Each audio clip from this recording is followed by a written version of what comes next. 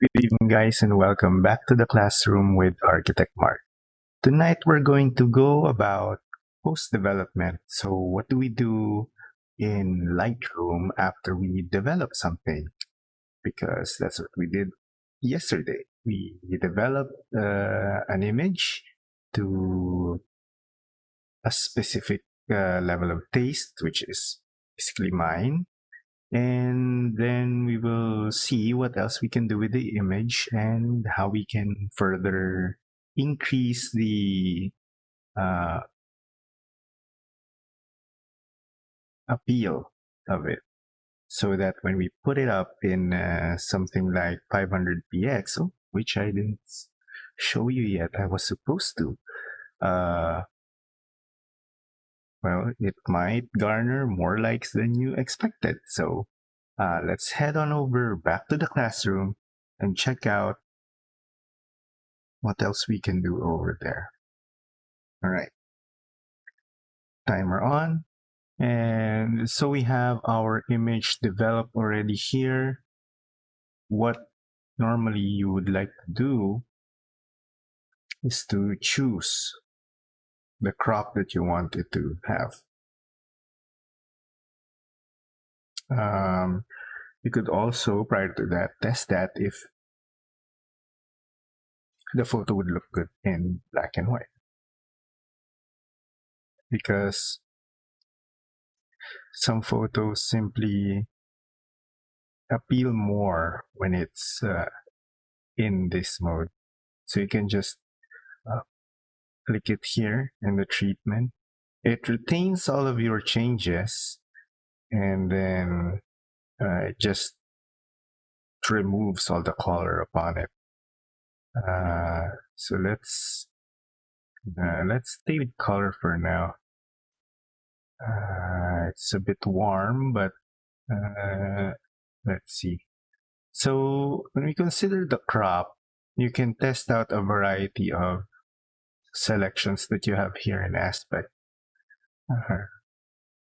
So there's, of course, 1:1 square, which is useful for social media. As you can see, when you have crop on, it automatically appears in our navigator as the output product. And when you're cropping, you can see here that the resolution changes as you do that, and you get informed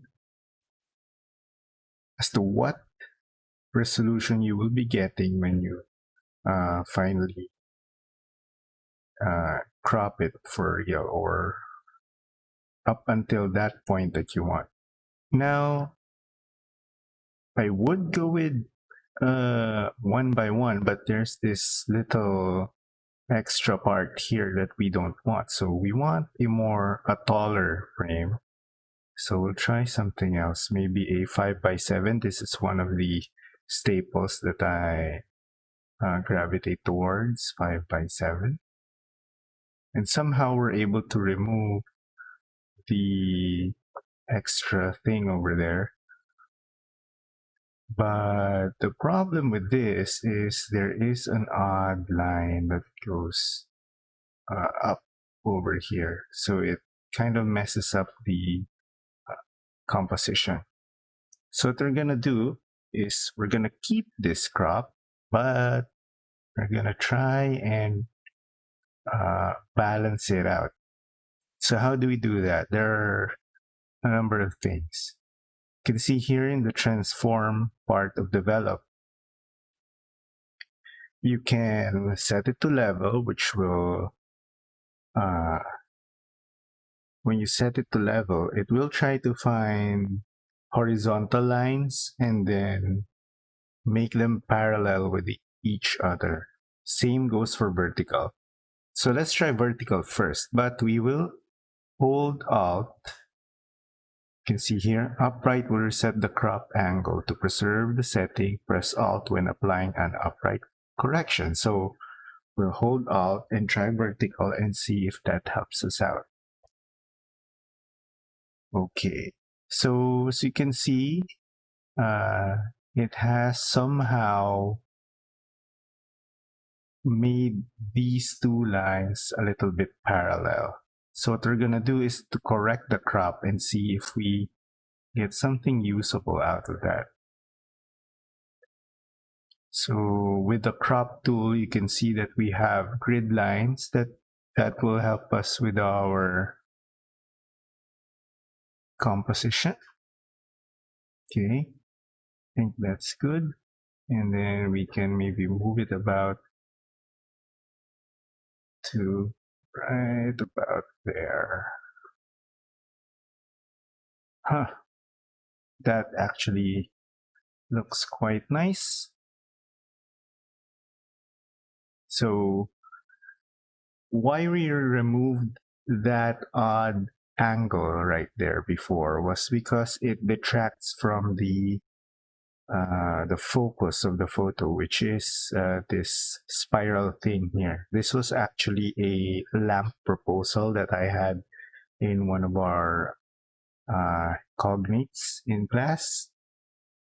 So you can see it here in action. It works like that. This is just on a tilt of some sort without the light. So this is just demonstrating the motion that the spiral will be taking. You'd want to be centered on your frame, of course, and maybe a bit more. Remove from the top or the bottom. So you can see we're not centered yet because this middle line here is not aligned to the middle of our pole, which is what we want to do. As you can see, the middle line goes through the pole directly. So this is the more proper crop for this particular photo. Now say you're not yet convinced, you can actually create a virtual copy and crop off of that one. So let's try and do that. You can right click, okay, you can't see it right now, but when you right click here on your image thumbnail in the film strip, there is a create virtual copy here. Let's try and find it up here. So there we go. Create virtual copy, control, and apostrophe. What that does is it creates basically another image that contains all the same things as the other one, but if you change one of them, it won't affect the other one. So let's change the cropping on this second copy to maybe use more of the ceiling, like so. Find out if it's more poetic that way. Maybe use the rule of thirds over here. That can be, but let's just put it back a little bit so that we have the whole item in sight. So this is another way of doing it. Maybe this way, if you're going square anyway, or crop it in closer, but yeah, let's stay with that.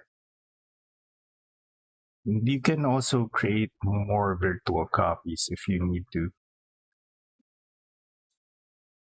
So this allows you to have advantages for your output without having to print them outright. You could choose between the two by comparing them.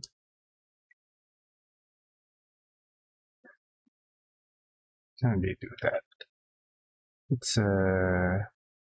It's in the library mode where we can compare photos.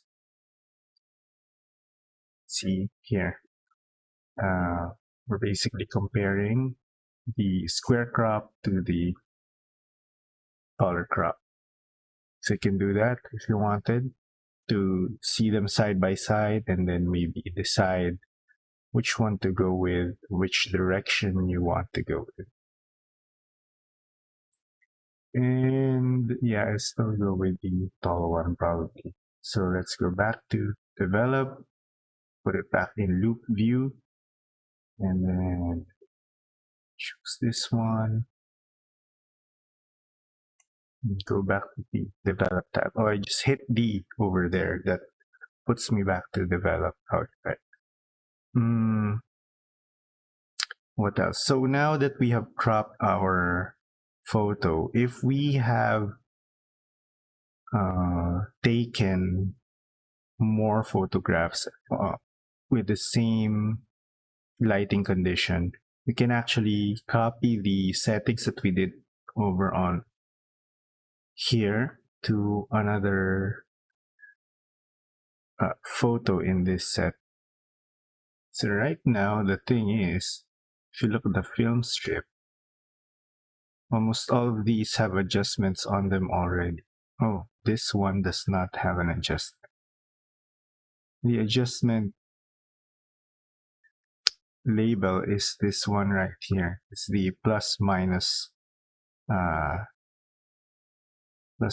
logo. What is this?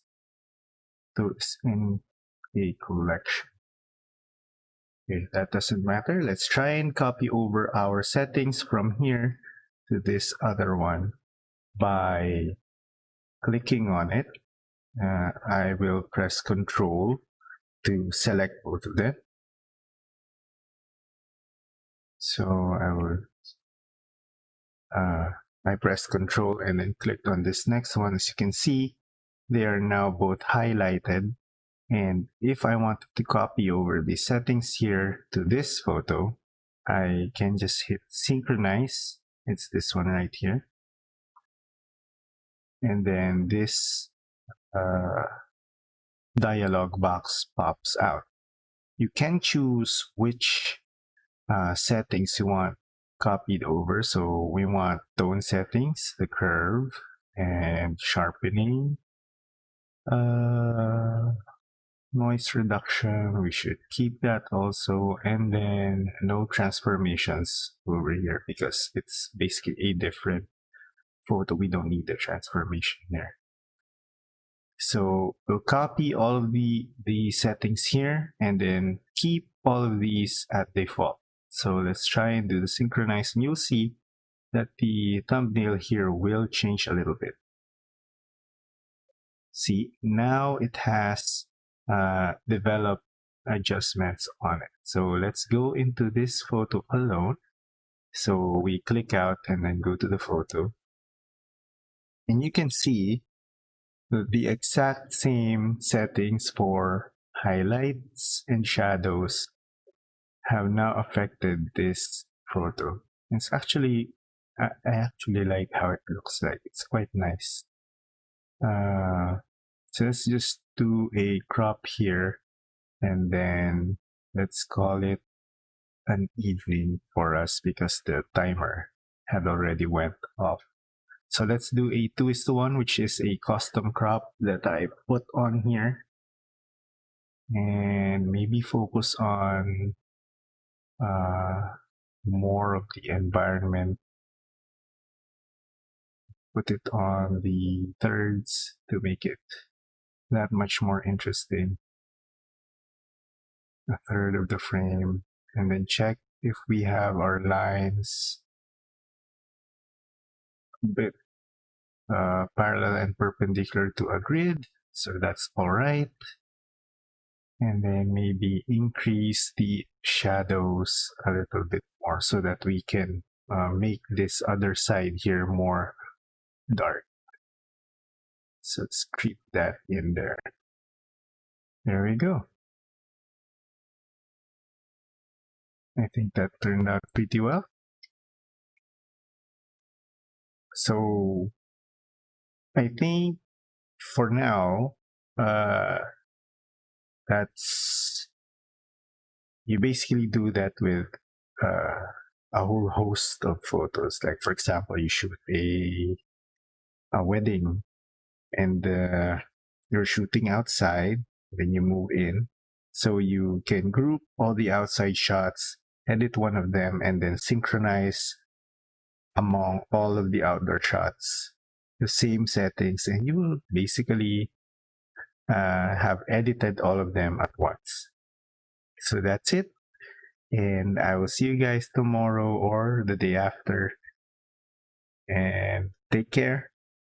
I will see you in the next classroom. Good night. Bye bye.